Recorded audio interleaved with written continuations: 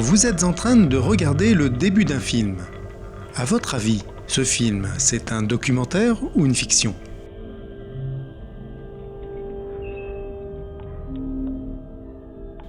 Alors, fiction ou documentaire ?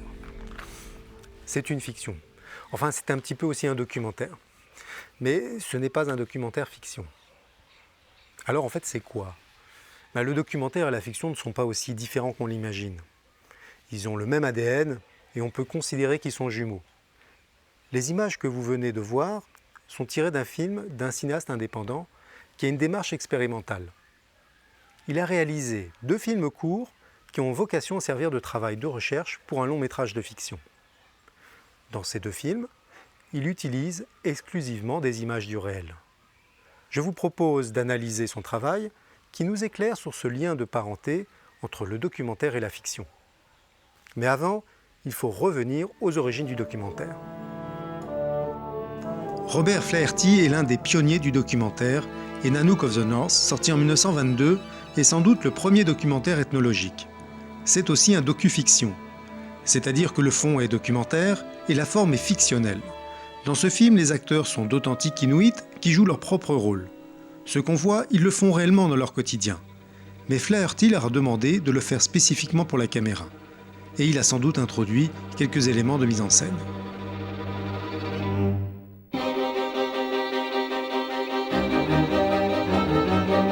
Ainsi, dès le début, alors même que nous sommes dans un film à caractère ethnologique, il y a une relation étroite entre la fiction et le documentaire. C'est cette relation que nous allons explorer. Je suis Arnaud Michael Munche, je viens de Normandie, France. Je suis cinéaste indépendant. Aujourd'hui, je me sens vraiment comme un transmetteur d'idées, d'informations, toutes ces choses, quoi. Ultreas, c'est un mot latin issu du Moyen-Âge, qui était assez utilisé à mon avis au Moyen-Âge, qui signifie aller plus en avant, aller plus haut ou aller plus outre.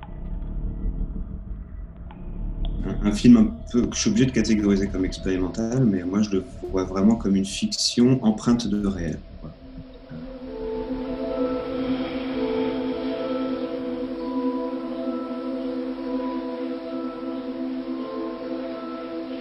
There you can see,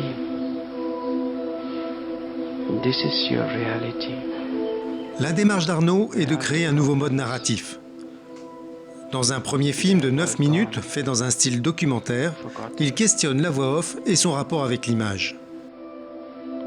Are you ready to be true towards this?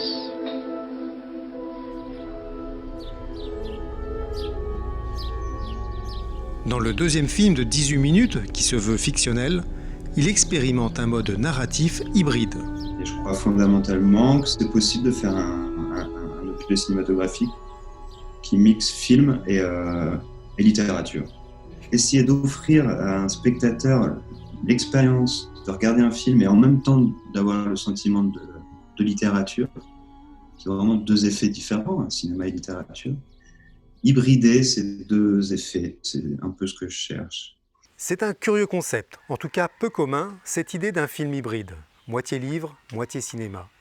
Ça a l'air un peu tiré par les cheveux, pourtant c'est le fruit d'une vraie réflexion. Je vais vous expliquer par quel cheminement Arnaud est parvenu à ce concept. Pour ça, il faut revenir à la dualité entre le documentaire et la fiction. On va s'intéresser à ce qu'ils ont en commun. Le point de convergence le plus évident entre les 2 genres, c'est la narration. Dans les 2 cas, le principe, c'est de raconter une histoire. Vous le savez, je n'ai pas besoin de développer, d'autant que je vais aborder cet aspect dans une autre vidéo. Pour l'instant, je vais vous parler de quelque chose qui pour moi est très important dans un film. C'est la délivrance d'un message. Un film doit exprimer quelque chose, il doit susciter une prise de conscience. Alors ce n'est pas nécessairement un message très lourd, ça peut être une idée simple. Mais pour que ce soit plus marquant, je vais prendre un exemple fort, la guerre. Et plus précisément, le génocide des Juifs.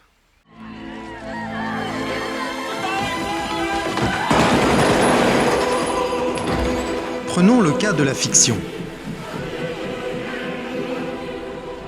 La bande-annonce du film de Steven Spielberg, La liste de Schindler, annonce clairement le message.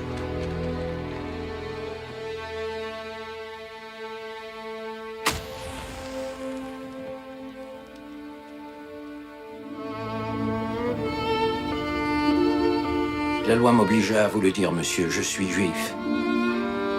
Bon, moi je suis allemand. Et puis voilà. Vous voulez ces gens-là? Mes gens, je veux mes gens. Qui êtes-vous, Moïse? L'homme doit faire preuve d'unité et de courage face à l'horreur. Pas de doute, il y a bien un message.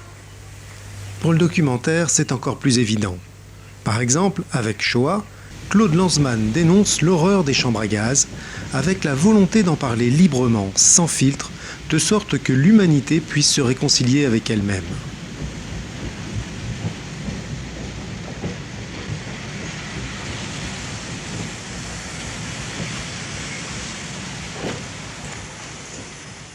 Si un film délivre un message, c'est qu'il y a un messager. La façon dont le messager va exprimer ce message est forcément unique. C'est le point de vue de l'auteur. Ce regard assumé du cinéaste est une évidence dans le documentaire. Mais il existe aussi dans la fiction. Reprenons nos deux exemples précédents. Dans Shoah, Claude Lanzmann choisit une façon très directe et très brute de parler de l'Holocauste. Il n'y a que des témoignages, pas de commentaires, pas d'historiens, pas d'experts. Quant à Spielberg, qui est un Américain d'origine juive, rappelons-le, il prend le parti de raconter cette histoire du point de vue d'un Allemand. De plus, il choisit d'utiliser le noir et blanc comme s'il voulait donner à ces images une valeur historique, presque documentaire. On a vu avec Nanook of the North de Robert Flaherty que le documentaire a naturellement une démarche anthropologique. Est-ce qu'il en est de même avec la fiction ? On pourrait penser que c'est justement ce point qui les différencie. En fait, il n'en est rien. Oui, mais je pense que le cinéma est définitivement ethnographique, qu'il soit de fiction ou documentaire. Par exemple, je sais pas, Le Parrain, c'est une œuvre ethnographique, quoi. Il y a énormément de films de fiction qui sont très anthropologiques, en tout cas qui racontent des moments, ce qui est important pour les gens, ce qui est important à négocier dans la société avec d'autres, ce qu'on rêve de faire, etc. Et ça, c'est quand même dans la fiction comme dans le documentaire. Je pense que le cinéma est naturellement anthropologique. Non seulement le documentaire et la fiction partagent des traits de caractère, mais en plus, ils fonctionnent très bien ensemble.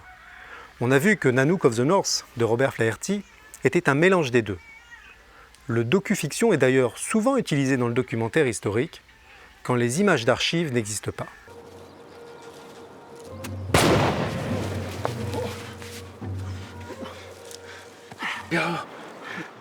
Temaru fut abattu.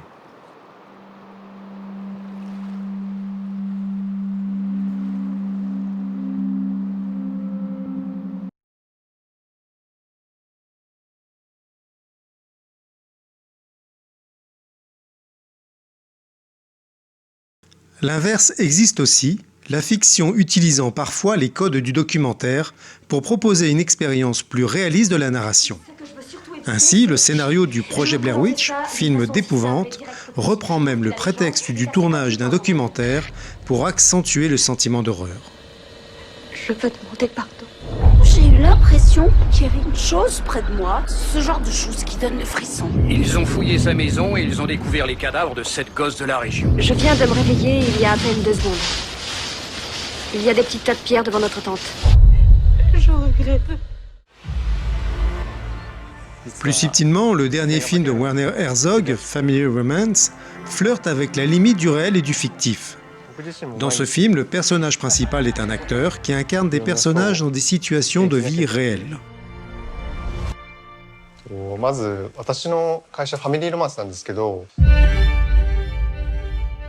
Pour autant, pour la plupart des films, vous êtes capable d'identifier facilement si ce sont des documentaires ou des fictions.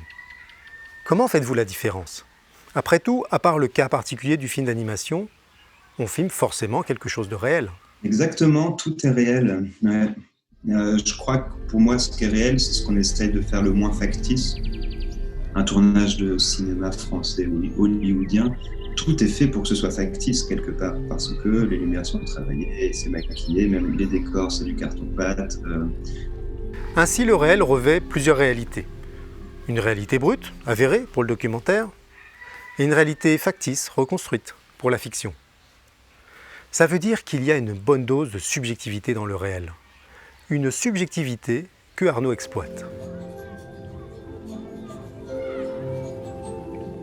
Après, le regard, il dépend aussi énormément du spectateur. Je veux dire, qu'est-ce qu'il en retire? Est-ce que lui, il pense voir des images documentaires ou est-ce que lui, il pense voir des images créées de toutes pièces? Moi, tout ce que je sais, c'est que j'utilise la notion de réel, maintenant, pour dire, voilà, ça s'est passé devant ma caméra. Qu'est-ce qu'on en fait? Arnaud, lui, il en fait une fiction. Au lieu de fabriquer des images inventées avec des acteurs et des décors plus ou moins factices, il va superposer ces images réelles avec sa trame narrative.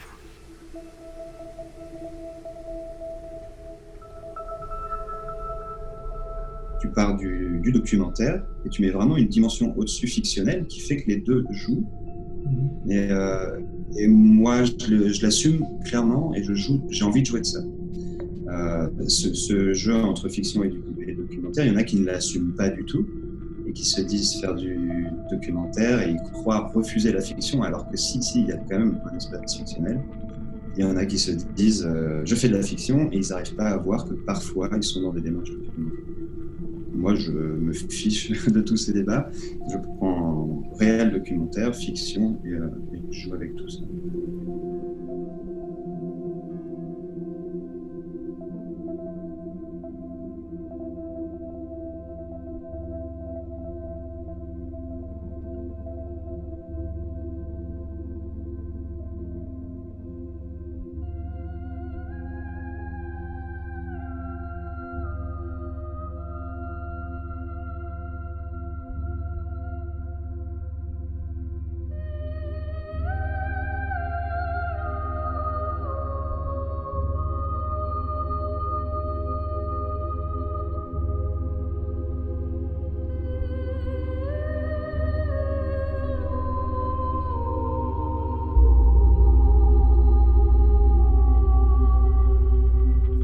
Voilà, nous avons tous les ingrédients.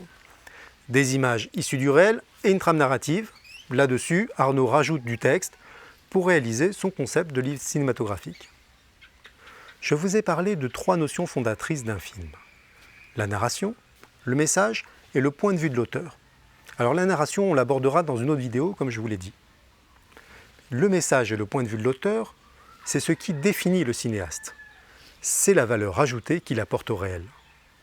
Ce que Arnaud appelle l'extraspection.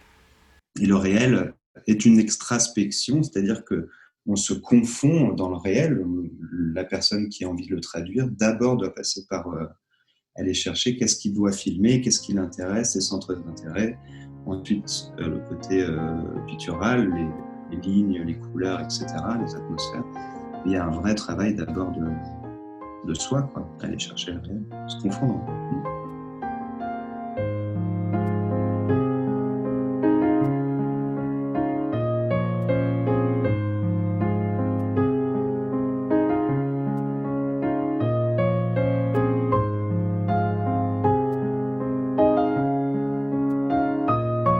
Rejoignez-moi sur le groupe Facebook Documentaire en Herbe, j'y publie du contenu exclusif.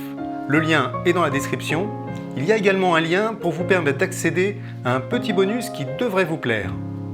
Pour ne rien perdre, abonnez-vous et activez la cloche. Et puis si vous voulez, laissez un petit commentaire.